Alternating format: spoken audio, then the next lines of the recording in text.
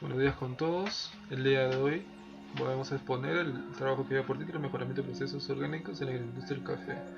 La profesora es Puelles Bulnes María Elizabeth y los integrantes son Axel Sarmiento Camacho, Buen día. Vanessa Mesa Urrutia, Buenos días. mi persona Jonathan Calderón Cárdenas y Gonzalo Rojas. Buenos días, profesora. Ese es el índice que vamos a tratar a continuación y comenzamos.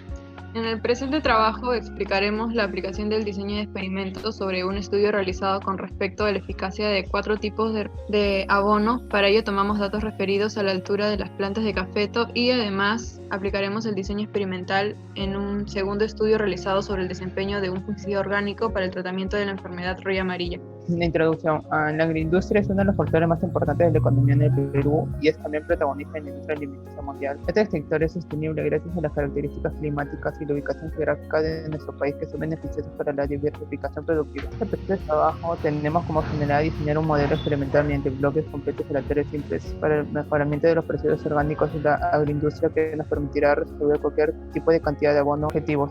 Determinar la eficacia de un experimento referido al uso de 4 tipos de tratamientos para el abono en el manejo del cultivo, con el fin de observar el mayor beneficio para el crecimiento de nuestras plantas de café en la etapa de crecimiento. Analizar y discutir 3 tipos de métodos para el tratamiento de la roya amarilla y café de la selva central, con el fin de cuantificarlo y obtener el método más provechoso para su manejo. Bien, para el marco teórico tenemos que el café es el principal producto agrícola de exportación en el Perú. Según el último Censo Nacional Agropecuario del INEI en el 2012, un aproximado de 223.000 familias conducen 425.400 hectáreas de café. Metodología y desarrollo del experimento. En el experimento 1 hablaremos sobre el manejo del café en la etapa muy importante que es el momento del abono. Gracias a ella, el futuro de nuestra planta de café tostará de una manera infecciosa o repercutirá en la muerte de la misma. Por ello, hemos realizado un experimento para determinar cuál tipo de tratamiento es el más beneficioso, teniendo como base el guano de isla, con una mayor cantidad de nitrógeno, y los demás tratamientos serán variantes en cantidades de los excipientes. Bueno, esos 4 tratamientos son parecidos, solo varía el nivel de cantidad de nitrógeno y de fósforo y potasio, como mencioné anteriormente.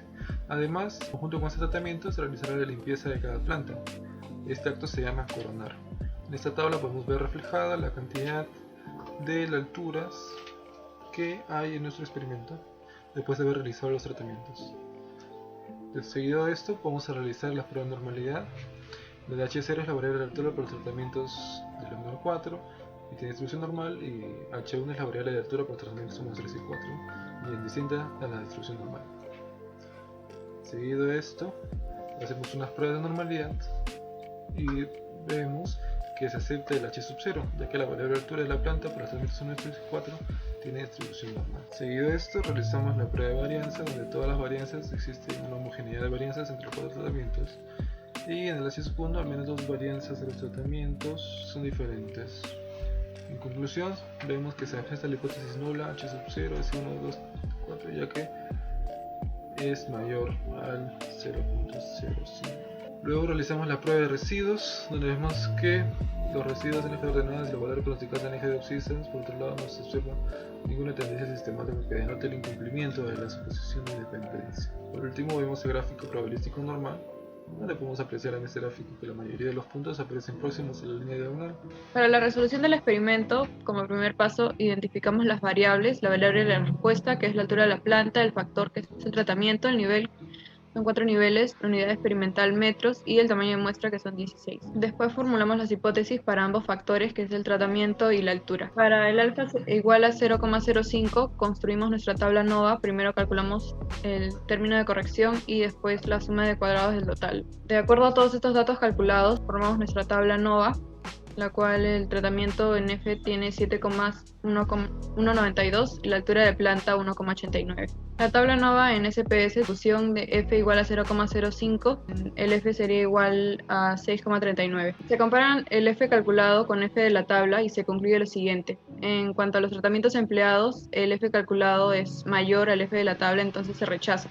Hay diferencias significativas entre los tratamientos. Los diferentes tipos de abono interfieren en el crecimiento de las plantas, por lo que al menos uno de estos tratamientos es diferente a los demás en cuanto a su desempeño. En cuanto a las alturas, el F calculado es menor al F de la tabla y no se rechaza. No hay diferencias significativas entre las alturas. Para el experimento 2 tenemos otra problemática que consiste en la roya María ha afectado a unas 108.000 hectáreas de cultivo en los diferentes valles del país.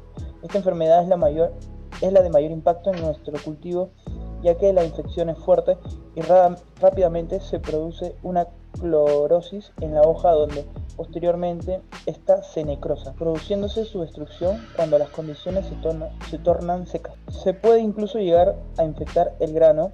Debido a esto, en la etapa de descanso, después de la última cosecha, realizamos el siguiente experimento con el fin de encontrar el tratamiento más efectivo utilizando fungicida a base de azufre y calcio, buscando qué porcentaje de cada componente es más provechoso para el tratamiento de la enfermedad. Tenemos los 4 tratamientos a utilizar, que consisten en la limpieza de la planta y aplicación de la solución del fungicida, variando en 20 litros, en un porcentaje de concentración que varía de 900 a 1000, 1200 y 1400 gramos de azufre, y en el calcio entre 900, 1000, 1200 y 1400. Planteamos nuestra tabla NOVA. En la prueba de la normalidad se planteó 2 hipótesis. En la hipótesis nula, la variable de altura para los tratamientos 1, 2, 3 y 4 tiene distribución normal. La variable de altura para los tratamientos 1, 2, 3 y 4 es distinta a la distribución normal.